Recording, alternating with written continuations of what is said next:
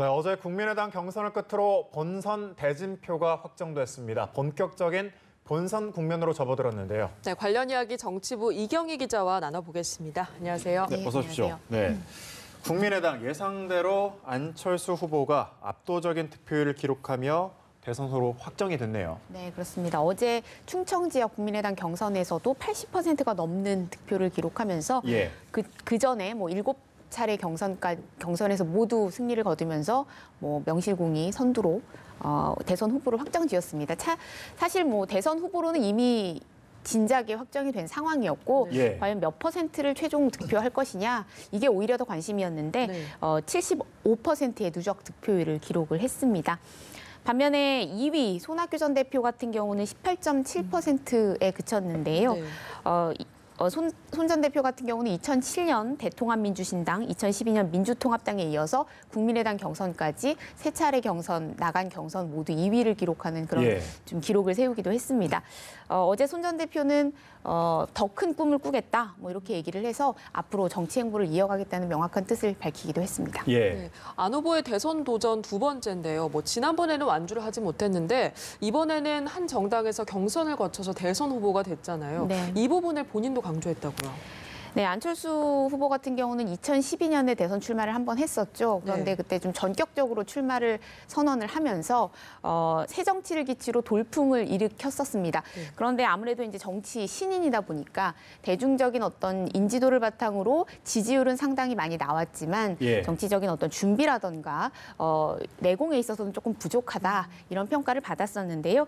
이번에는 말씀하신 대로 기존 정당에서 상당 부분 생활을 했었고 정당 정치 생활을 익혔고 또 당을 나가서 창당을 했고 또 총선까지 치러본 그런 경험을 바탕으로 상당한 내공을 쌓았다 이런 평가를 받고 있고 겉으로 보기에도 많이 바뀐 모습을 보일 수가 있습니다. 최근 뭐 연설 스타일이 확 바뀌어서 화제가 되고 있기도 한데 어제 뭐 수락연설에서도 본인 스스로 이렇게 달라졌다, 강철수가 됐다 이런 부분을 많이 강조를 했는데요. 특히 그 대세론의 주역인 문재인 전 대표와 맞대결할 만한 역량을 키웠다 이런 부분을 많이 얘기를 했고 비전이나 정책 능력에서도 자신이 월등한 후보가 될 수 있다 이렇게 강조를 했습니다. 또 협력 통치를 할 수 있는 유일한 후보다 이렇게 강조를 해서 눈길을 끌었습니다. 네, 이제 경선 레이스가 모두 끝났고 본선 레이스가 이제 남았는데 문재인, 안철수 두 후보의 전략 싸움이 또 궁금하네요. 네, 그렇습니다. 문재인 후보 같은 경우는 대세론 굳히기를 여기에 주력을 좀 하는 모습인데요. 특히 이제 비문연대, 이른바 비문연대 움직임을 차단하는데 조금 선제적으로 나서는 모습입니다. 특히 안철수 후보를 포함해서 보수 진영과 손을 잡는 그런 연대 논의는 적폐 연대다.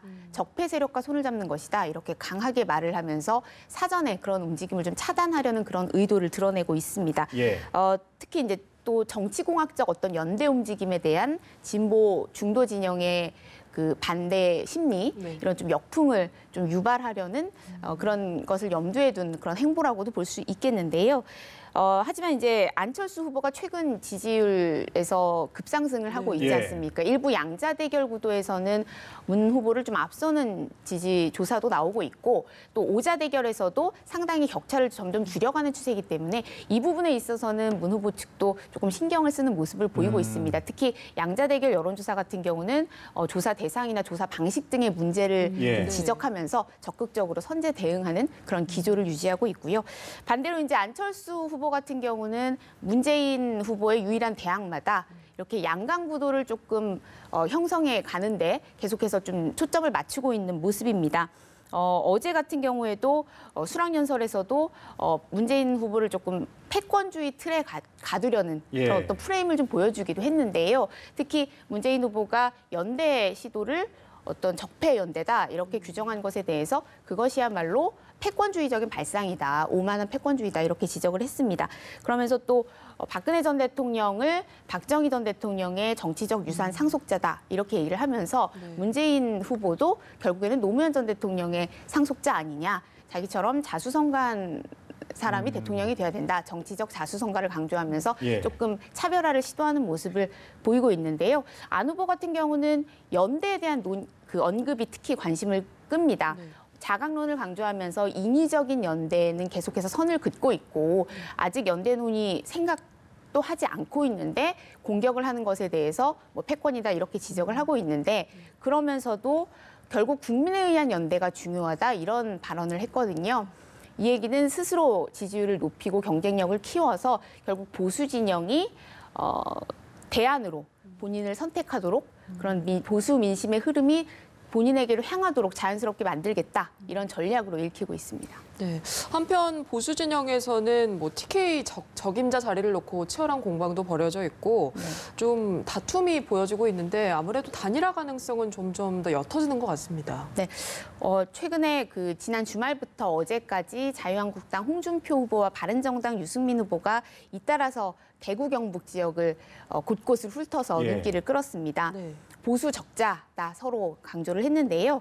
유승민 후보가 지난 주말부터 월요일까지 대구 지역에서 사흘 내리 머물면서 이른바 배신자 프레임을 좀 걷어내는데 주력하는 모습을 보였습니다.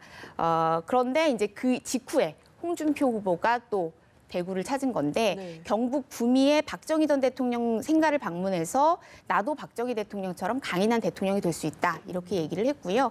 이후에는 서문시장을 찾아서 대한민국을 세우고 산업화를 이루고 이만큼 살게 한 세력이 바로 TK 지역인데 왜 위축돼 있느냐? 네. 이제 나서도 된다. 뭐 이렇게 얘기를 해가지고 그동안에 조금 샤이 보수, 쉐임 보수라고 불리는 그런 보수층이 결집하는데 조금 계속 그런 메시지를 던지는 모습을 보였습니다. 그런데 이 단일화를 놓고는 두 사람의 그 입장차가 확연한데요. 유승민 후보 같은 경우는 홍준표 후보의 자격을 문제 삼으면서 지금 뇌물 혐의로 재판 중인 사람이 대선에 나설 자격이 있느냐, 뭐 연대 논의할 자격도 되지 않는다 이렇게 선을 계속 긋고 있는 반면에 홍 후보는 이런 공격에 대해서 일체 대응을 하지 않겠다. 결국엔 싸움밖에 할 수 없고 나중에 단일화 논의를 하는 데 있어서 어떤 걸림돌이 될 뿐이다. 이렇게 조금 자제하는 모습을 보이고 있어서 확연한 시각차를 보여주고 있습니다. 네. 또 저희가 앞서 이제 보도해 드렸는데 오늘 민주당을 탈당한 김종인 전 대표가 출마 선언을 할 예정인데 네. 어떻게 좀 대선 판국의 변수가 될 수 있을까요? 네, 오늘 11시에 여의도에서 출마 선언을 예. 예고했는데요. 어제 이미 뭐 페이스북에 글을 올려서 출사표를 밝혔습니다. 출마 그 배경을 밝혔습니다. 뭐 대한민국에 드리워진 암울한 그림자를 외면할 수가 없어서 그 중심으로 걸어 들어가고자 한다. 미래 세대를 위한 토양을 만들기 위해서 허락된 모든 것을 던지겠다 이렇게 좀 밝혔는데요. 그동안 뭐 킹으로 직접 나설 것이냐, 킹메이커 역할을 할 것이냐 의견이 분분했는데 결국에는 직접 나서는 것으로 결론을 내린 모습이고요. 사실 민주당을 탈당할 때부터 직접 출마를 염두에 둔 것 아니냐 이런 해석이 나왔었습니다. 그리고 최근에 정운찬 전 총리 그리고 홍석현 전 중앙일보 회장과 잇따라 회동을 하면서 뭐 통합정부를 바탕으로 셋이서 조금 뭐 연대를 하는 것 아니냐, 한 명에게 힘을 몰아주는 것 아니냐 이런 관측이 나왔는데 일단은 조금 합의 과정에서 여의치 않은 측면이 있어서 김종인 전 대표가 먼저 출마 선언을 하는 모습이고요.